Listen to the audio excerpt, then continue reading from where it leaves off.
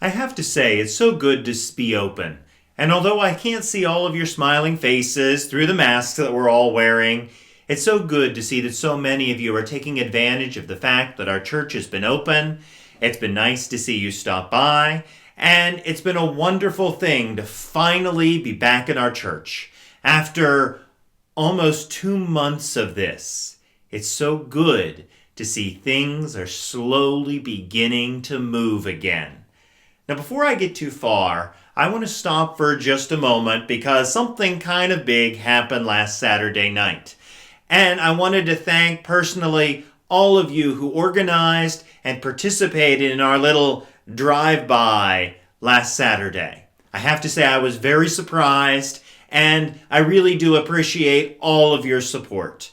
We are all in this together, and I'm very happy to be your priest. And I have to say, it was also so good to see so many of your smiling faces that I haven't gotten a chance to see in the last couple of months with all the shutdown stuff that's been going on.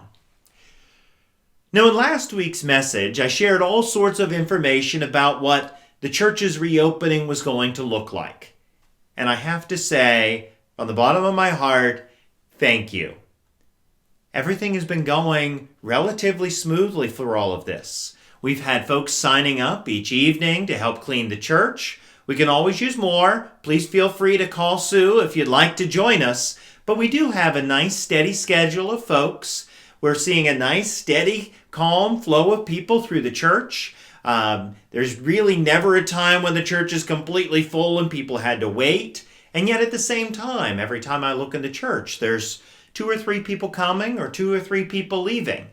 And it's wonderful to have our church open again and to have people be able to stop to visit Jesus. I was talking to one parishioner. He said he was missing it so much. One time he even stopped by the church and just knelt down on the front steps a few moments. And he was so glad he didn't have to kneel on concrete anymore. He could actually come inside the church. That's a wonderful thing. Thank you to all of you who are doing that.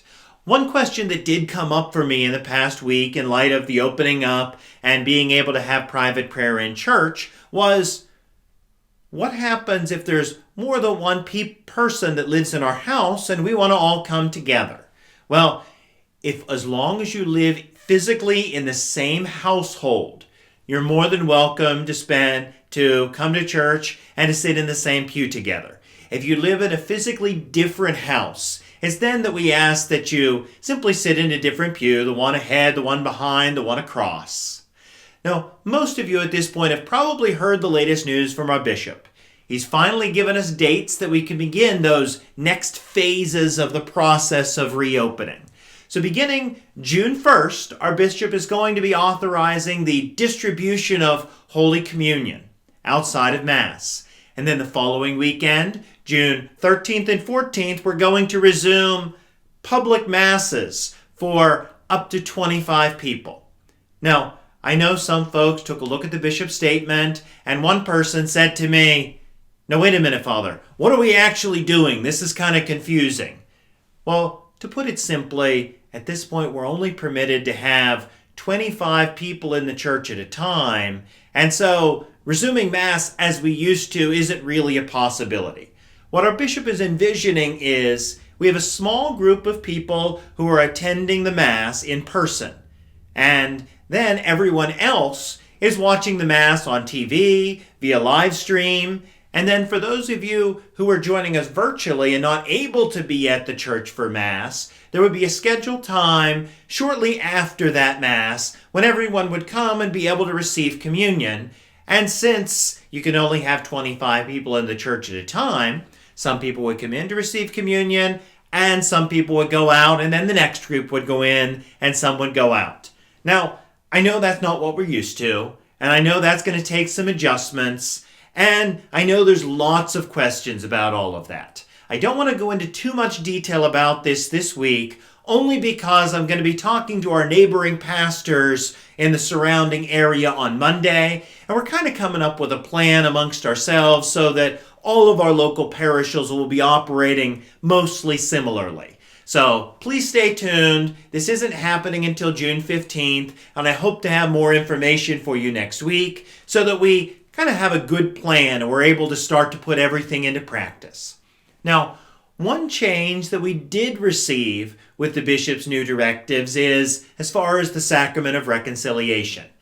Now, unfortunately, due to some of the sanitization concerns, our confessional doesn't have a window that we can let in fresh air, so we're not to use our physical confessional. But our times are going to remain the same. We're just going to change the locations slightly so that we can meet all of our bishop's directives. Now we'll have confessions in the morning, every Monday, Wednesday, Thursday, and Friday. That is the days the church is open, from 9 a.m. in the morning until 9:30. Now, I'll continue to stay for as long as is needed. If there happens to be a line until 10 o'clock or later, I'll be happy to stay for that time. But advertised, it's going to be from 9 a.m. until 9:30. But instead of using the confessional space, we'll be using the entryway of the church. What'll happen, you'll see two labels on the door. One will say to go face-to-face. One will say to go anonymously. Just open that door on whichever side you would like to go. I'll be sitting in there. We have the front doors of the church there that I'll be able to open during the confessional time, so we have the fresh air circulating. And that's where we'll hold confessions in the morning. Now, in the evenings, Tuesday and Wednesday evening, we'll have confessions outside from 7:30 until 8. Or, again, as long as is needed. But rather than having it on the rectory back porch, because there's steps going down to there and we don't really have the capacity to give an anonymous option, we're going to do it in the little alcove garden right outside the handicapped entrance. There's a little bench there and a little garden there. By moving down to that area, anyone who has trouble with the steps will be able to still go to confession there. And all that I ask is that if you are coming and you see someone already going into confession, please just remain in your car until that person is finished, and then come out to join us. And then you can take your turn.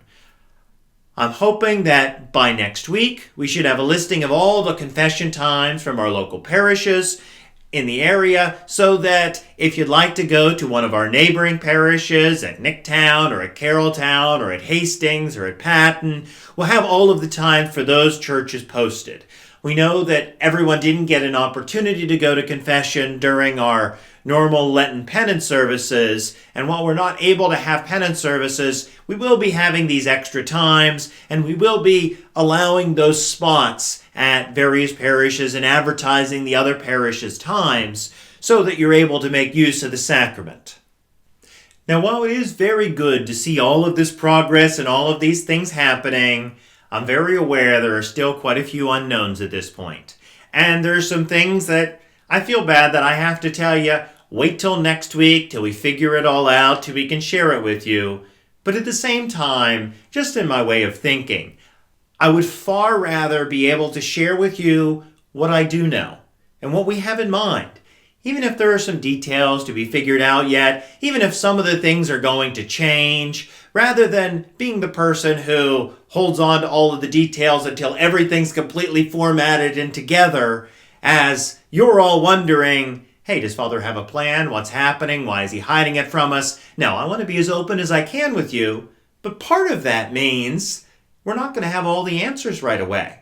We're not going to have all the plan right away, because ultimately, the only person who knows all the answers to all of the plans is the boss.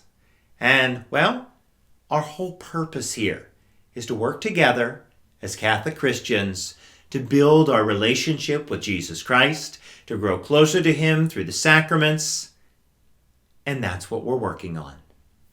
Also this week, I'd be remiss if I didn't at least take a moment to mention what it is we celebrate this weekend. As Catholics, one of the things we do really well is to honor the dead. And so Memorial Day really fits right into our tradition. We celebrate the feast days of saints on the day of their death, or you might say the day of their birth into eternal life. So this Monday, we honor all those in our nation who have given the ultimate sacrifice for their country, those who died defending our nation. I was just up in our various cemeteries this week checking on things as we prepare. The grass is getting trimmed at all of the cemeteries. Things are getting ready. And while I wish we were able to do some sort of public gathering, unfortunately we can't this year, but I hope one day in the future we can. In the meantime, though, although I know we're not able to do all the cookouts and picnics and all of the things that we normally do, I would ask you to spend a few moments this Memorial Day, this Monday, and really take a moment to say a prayer for all those who have gone before us, all those who have given the ultimate sacrifice, and offer them your moment of silence and respect for all of those who have bravely fought to defend our freedoms as Americans.